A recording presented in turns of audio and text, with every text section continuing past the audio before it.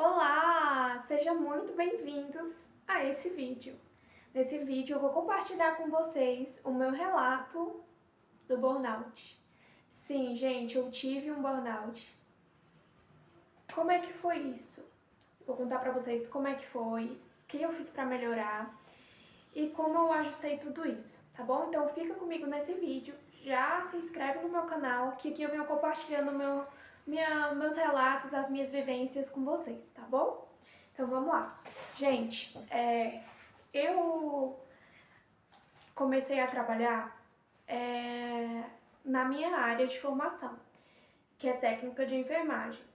Gente, nessa área, enquanto eu estudava como estudante, até mesmo antes de começar a estudar, eu tinha um pensamento, uma mentalidade totalmente diferente do que eu encontrei na realidade. Eu fiz o curso técnico por 2 anos, né, onde eu me aprofundei, me especializei, fiz vários outros cursos por fora e cheguei a fazer o estágio, né, 6 meses de estágio não remunerado, então eu realmente me dediquei, me esforcei para atuar nessa profissão, tá? Só para contextualizar vocês. E após a minha formação, eu comecei a estudar para concurso para a área de formação, técnico de enfermagem. Só que em Brasília, lá onde eu morava, eu fiquei por 2 pontos em português e a prova era eliminativa, sabe? Vai chegando lá. Não passei na prova do concurso, fui procurar a rede particular para trabalhar, certo? E aí entreguei currículos em vários hospitais, até que me chamaram. E aí que começa tudo, né? Quando eu entreguei a documentação, passei na entrevista, que foi um processo muito difícil, já começou a ser desgastante daí, que eram 4 etapas: prova online, prova física, né? Passa pelo pessoal do RH e depois passa pelo supervisor, né? O seu chefe, no caso o enfermeiro, o supervisor. Gente, começou o meu estresse daí. Mas eu resolvi me dar uma chance e persistir para ver se eu realmente era isso que eu queria, né? E também eu queria atuar na profissão que eu me formei. Gente, vocês não vão acreditar não. No primeiro dia de trabalho foi tranquilo. Nos 3 primeiros plantões, na verdade, porque a gente estava em treinamento. Você ajuda um daqui, pega uma medicação dali, faz um sinal vital de cá, enfim.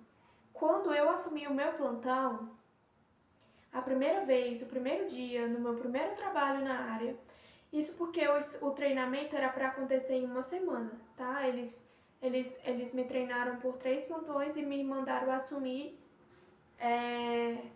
no quarto já sozinha. Então eu comecei das 7 horas da manhã às 19 horas da noite, entre aspas, né? Porque eu não consegui sair nesse horário, devido à demanda. Gente, vocês têm noção que no meu primeiro dia de trabalho eu fiquei com 11 pacientes para mim dar banho, para eu trocar a fralda, para eu fazer mudança de decúbito, para eu ver sinais vitais e administrar todas as medicações, evoluir em sistema, liberar a alta e realizar a admissão, levar a paciente para exame. Vocês imaginam o grau de estresse que eu fiquei. Gente, eu cheguei em casa totalmente frustrada. Já começou daí o meu estresse.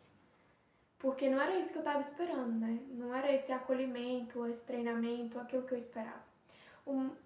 Daí, no segundo dia, a minha supervisora virou pra mim e falou assim: Luana, você pode dobrar pra gente? O que é dobrar? Pra quem não entende a linguagem dos plantonistas. É você ficar 24 horas. Falei que não conseguia e eu chorei. E eu chorei na frente de todo mundo. Então vem amanhã, que era o dia da minha folga. Eu fui. Depois fui no terceiro. Gente, essa cena se repetiu várias e várias vezes. Só que eu podia ter desistido. Podia. E eu tinha o apoio da minha família, falava pra mim, Luana, se você acha que não dá certo, que você não consegue, não precisa, procura outra coisa, mas eu quis persistir e através da minha persistência eu consegui alguns objetivos pessoais. Mas, gente, a rotina muito desgastante. Eu acordava 4 horas da manhã para estar no trabalho 7. Já começa daí.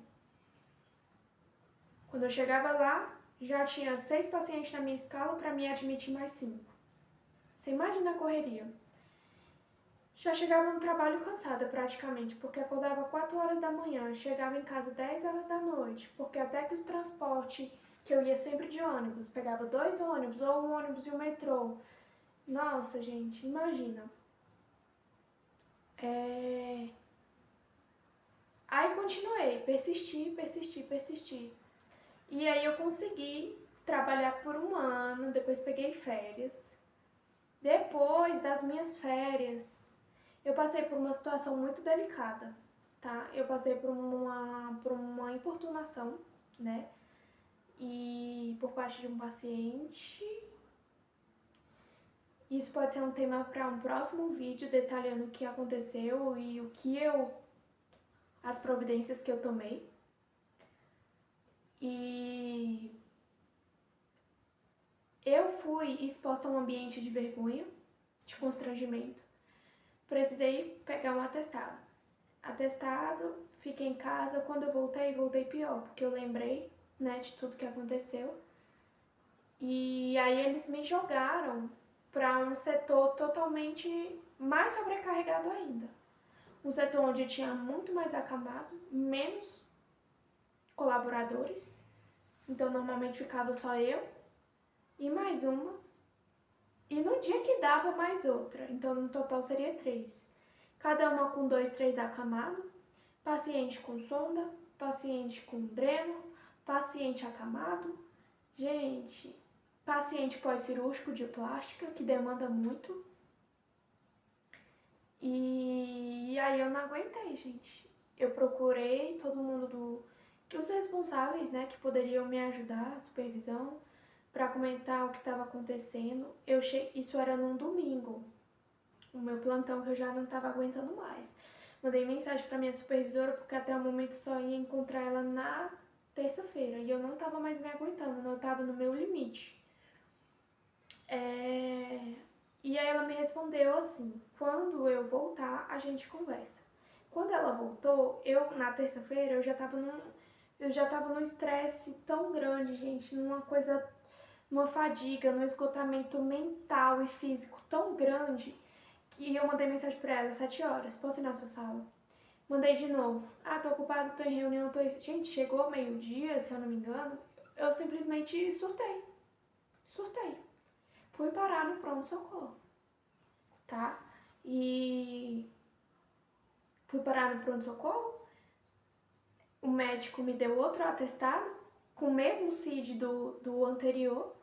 A médica do trabalho queria me afastar pelo INSS e eu falei pra ela que se ela me afastasse do INSS, pelo INSS, eu ia estar com 2 problemas, até porque quem ia pagar minhas contas? Gente, o problema não era o trabalho, era a pressão, o esgotamento mental e físico, sabe? Muita cobrança para pouco colaborador, muito serviço para pouca gente, sabe? E foi isso que aconteceu. A médica do trabalho me mandou procurar um psiquiatra, porque segundo ela eu não estava me medicando.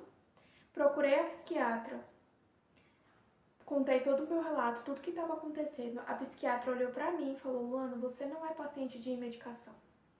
Você é uma paciente que só precisa ajustar a rotina e se você continuar no seu trabalho, nesse turno que você tá, nesse setor, aí sim, talvez eu precise de medicar.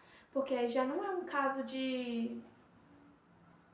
É isso que tá te adoecendo. Então eu vou mudar o seu turno e não entro com a medicação. Se piorar, você retorna comigo. Então, depois de muito custo, com o relatório da psiquiatra, a minha supervisora conseguiu me mudar pro turno da noite. Que aí foi onde estabilizou a minha saúde mental. Gente, parece que eu voltei a viver, parece que a minha vida voltou a ter cor, sabe?